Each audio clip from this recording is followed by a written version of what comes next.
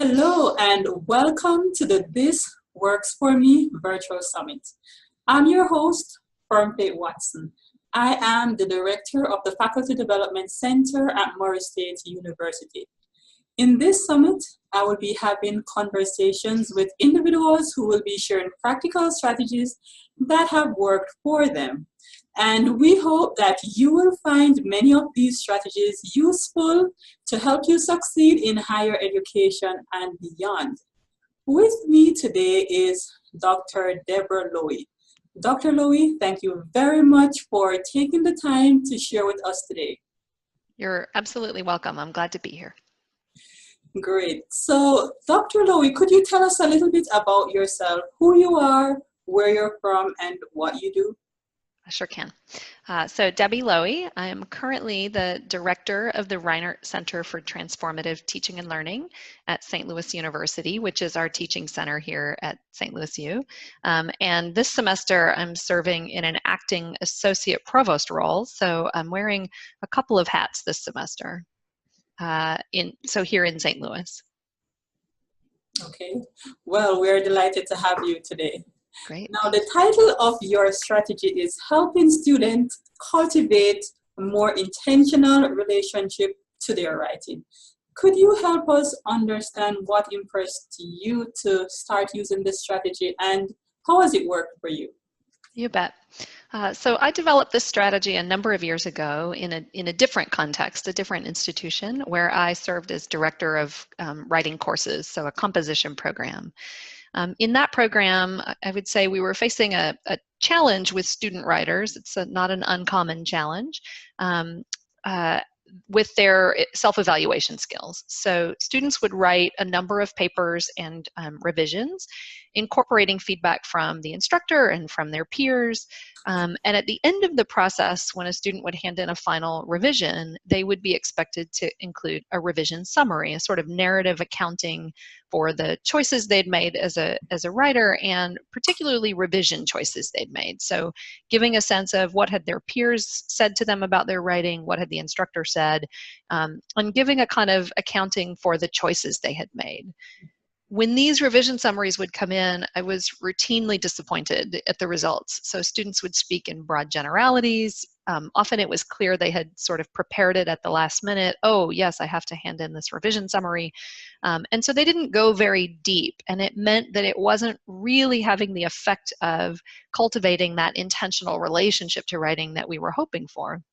So a colleague and I came up with this sort of different way of thinking about it. I had started to wonder, what would happen if we asked students to provide a kind of gloss or marginalia on their own writing? So if we asked them to point to specific places in their own texts where they had made intentional choices as writers.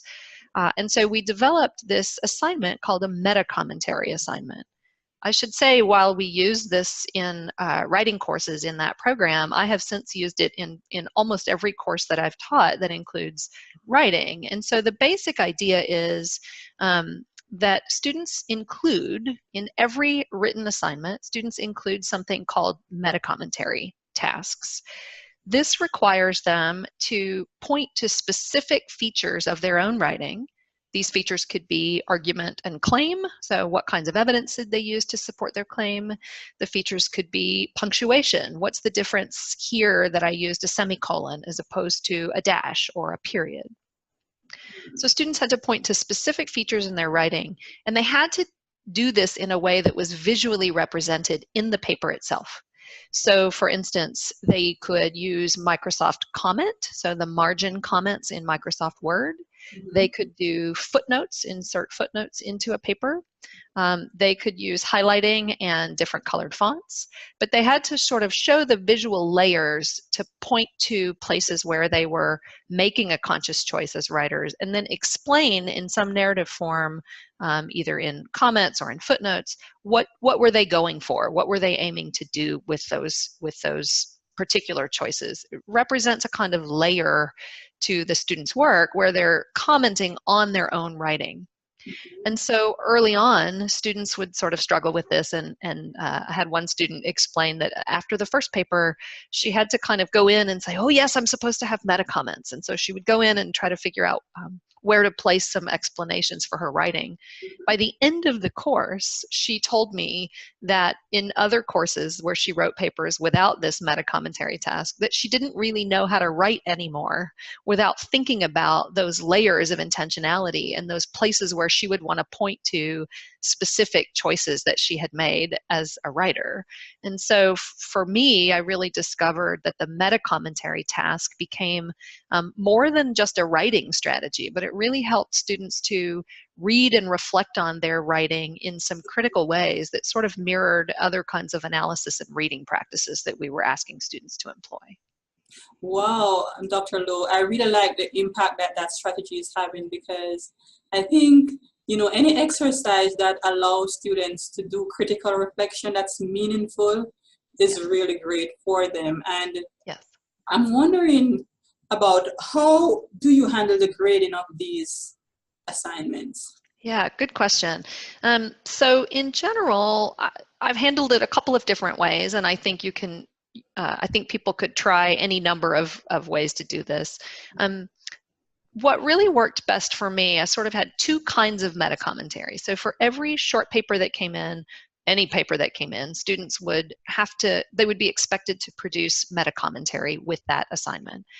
And the meta commentary features were built into the paper assignments themselves. So in the assignment prompt, there would be a section for the meta commentary. And I might ask students to focus on particular things in a given essay, particularly if I knew we'd been working on figures of speech early on in the term. I might say, you know, identify the places where you've used metaphor or simile. So each paper assignment prompt has key characteristics that I want to see. And then the list of assessment criteria for that assignment includes both criteria related to the essay itself and criteria related to the meta commentary features. So degree of reflectiveness, degree of thoroughness, that sort of thing. In general, the scores for meta commentary were built right in holistically to the paper assignments, to the paper's grade. So in general, it probably meant the difference between a plus or a minus. If meta commentary was missing, I wouldn't accept an assignment. I would give it back because it was part of the assigned task. Wow. And then, you know, I would kind of consider the quality of the comments in the meta commentary as part of the whole grade for the assignment.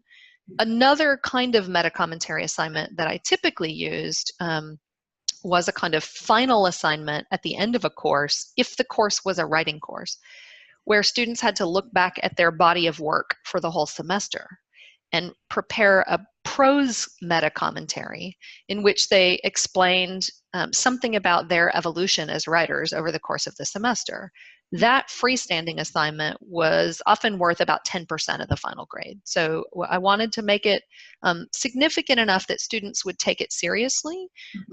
But what I think is really interesting is that the strategy got in the students' heads to the extent that they were less concerned about its impact to the grade and much more interested in seeing their writing in this sort of craft-like way and figuring out, what am I going to point to and why did I make that choice? I should say one other benefit of this strategy is that it allowed students to disagree with the instructor or with their peers. So if they got feedback on a draft that they really didn't think worked, they could justify that in the margins or in their footnotes. They could say, I know you suggested I do this, but instead I did this other thing. So they were really taking ownership of their writing and responding authentically to the feedback of real readers.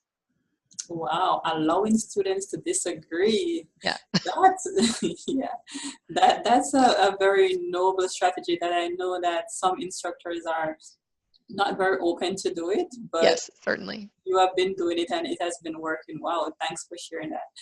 How do students submit their assignments typically? Yeah, good question.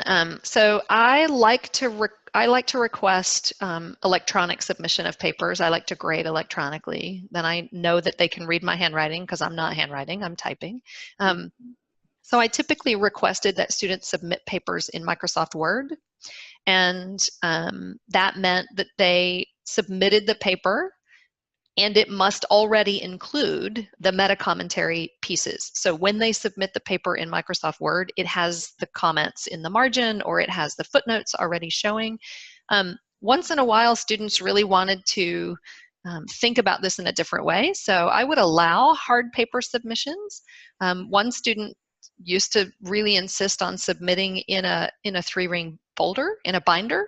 So the paper would be on one side and the commentary would be on the other side. And my task was to read it like a book. So she wanted me to see the comments as I read. Some students wanted to use literal Post-it notes or sticky notes to flag their contributions. And I was very open to that. I figured if it meant they were taking ownership, I wanted them to do that. One thing I didn't say about grading that is probably worth saying, I found it to be one benefit I didn't know to anticipate for this strategy was that the meta commentary provided an opportunity for dialogue between me and the student at the time of reading and grading the paper. So I might see a comment where a student said, I wasn't sure this would work, but I tried this thing out. And I could say in my response, yeah, that really did work. Or you're right, it didn't work, but probably for these reasons. And so it really ended up being, I regularly find that it becomes a space of dialogue between me and the students, and I can then target my comments to the things they already showed they cared about. And so it really sort of deepened the instructor-student rapport in ways I had not anticipated when I first started using the strategy. Wow, thanks for sharing that. Yeah. So I'm wondering, what are some of the most creative versions of meta commentary assignments that students have submitted? Yeah, I would say one really stands out for me. So I was teaching a 300 level exposition course. It was a writing intensive course. And I had a student who was a studio art major. She's a painter. Mm-hmm. And so I mentioned earlier, there's a final assignment in that class where students had to kind of look back at their body of work for the whole term and write an account of their development as writers. And so she got this sort of interesting idea. She wanted to create the meta-commentary, the final meta-commentary, in the form of like combination artist statement and exhibit catalog. And so she took photographs of different parts of her papers from the semester and inserted them into a document and created kind of text glossing those things. So as you might see in an art exhibit catalog where you see the image and then the curator of the exhibit might write some narrative around that to explain what was happening in that artist's life, what was at stake for that artist in that painting. She treated her work as a body of art. And there was just color and imagination in this final product. And it was this really beautiful artistic expression for her that both fit with the kinds of things she cared about as a student, but did the work I wanted to see, which was really diving into noticing patterns and habits in her own writing over the course of a semester. That was probably the most creative one I saw. Yeah, it really sounds creative. Yeah. It seems to me also that you have been having an amount of success with this strategy. It seems as if probably you don't really have many challenges, right? There aren't really many challenges. I would say that the biggest challenge is typically the first assignment, and I think I mentioned this earlier, that early on, students have never seen this before and don't really know what it is, and so they will forget and do it kind of as a last minute. So I wrote my paper, oh wait, I'm supposed to have comments, let me go back and put them in. And that, I knew that would happen the first time out, so I was I tried to be flexible. I always try to be flexible with the first assignment because I know they haven't really experienced something like that before. So the biggest challenge is mostly just in persuading students that there's value in it. But when they see, I will say, when they see me responding to their comments as I grade and give feedback, the stakes get higher for them, and they buy in a different way because they see that they have the power to shape how I will read and receive the work that they've produced. And so that's kind of an interesting opportunity for them. Wow, I really like the work that you're doing with your students. And for our viewers out there who might be saying, you know, Dr. Lowe, this strategy has really worked for you, but I'm not quite sure that it could work for me. I'm a little bit hesitant. What would be some preliminary first steps that they could take to just really try out this strategy? Yeah, I'm so glad you asked me that, because I realized in preparing to talk to you today that the MetaCommentary assignment started in a preliminary, very informal way in my own classes. So one suggestion I would have is don't build it in at the very beginning, but on the day the students bring a paper to you, if they bring a printed paper, have them flip it over and look it through in class and take a couple of minutes and mark 3 different places in their own margins. So they might look for one place where they're just not sure the thing they're up to and the paper is working, and they get kind of credit for knowing it's not quite finished. I would ask them, so something that isn't really working the way they want it to. One thing in the work they're really proud of. So one part or space in the paper, maybe it's a word choice, maybe it's a set of claims that they've developed, one thing they're really proud of in the work. And then I used to like to ask them to mark in the margin, just with a pencil, one thing they did on purpose that they think I might miss that they did it on purpose. So something they were really trying to do that they think I might just think that was an accident for them. And so I realized I used to do this kind of hand marking of a final paper when it would come in on the fly in a classroom. And that's really where the idea for this came from. Just sort of like, well, they really do put their finger on interesting things when they do it that way. What if we had them do that every time, all the time? Wow, wow. I really like that, because for them to actually indicate something that they're proud of, it's actually the opportunity for you to, you know, catch them doing something good. And one of the times when we're grading and giving feedback, it's all about, you know, correct this, revise this, but to actually look out for them doing something good and for actually them to point that out, I think that's a great strategy. Yeah, I will say that in my experience with this meta-commentary activity, when something really doesn't work in a paper, students usually have already figured it out and pointed to it in some way.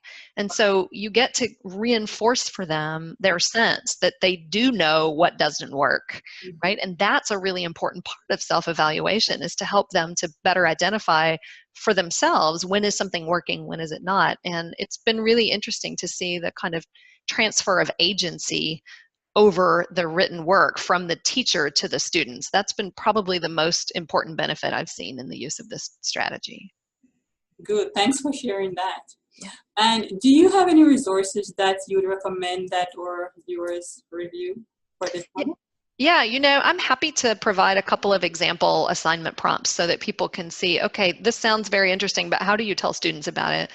So I'm happy to share some example materials. Yeah, we really like examples, because that really helps us to picture exactly what you did and what worked for you. Yeah.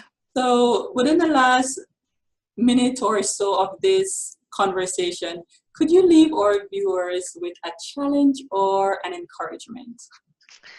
Yeah, I thought about this a little bit. I think that what I'm asking students to do is what we do in our own writing all the time when we're looking at drafts. And so I would just encourage viewers to pick up a piece of their own writing, a manuscript they're working on.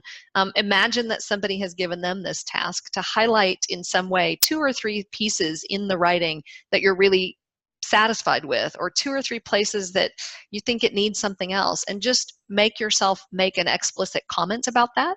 It's something we do sort of organically in the margins as writers. Many of us do, not everybody, but many of us do. And I would say, if that's not your usual way, try it on your own work and see if it helps you to notice something in your own writing.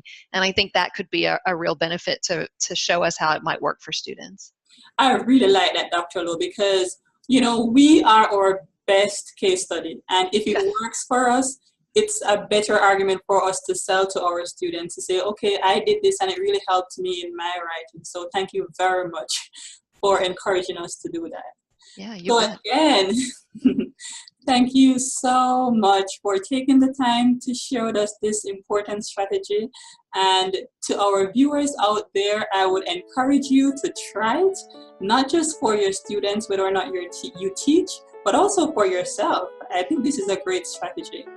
And I encourage you that if something was said today that resonated with you, definitely try it out. And not only that, but share it with your friends, your colleagues.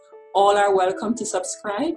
And we look forward to seeing you in the next version of this Works for Me virtual summit.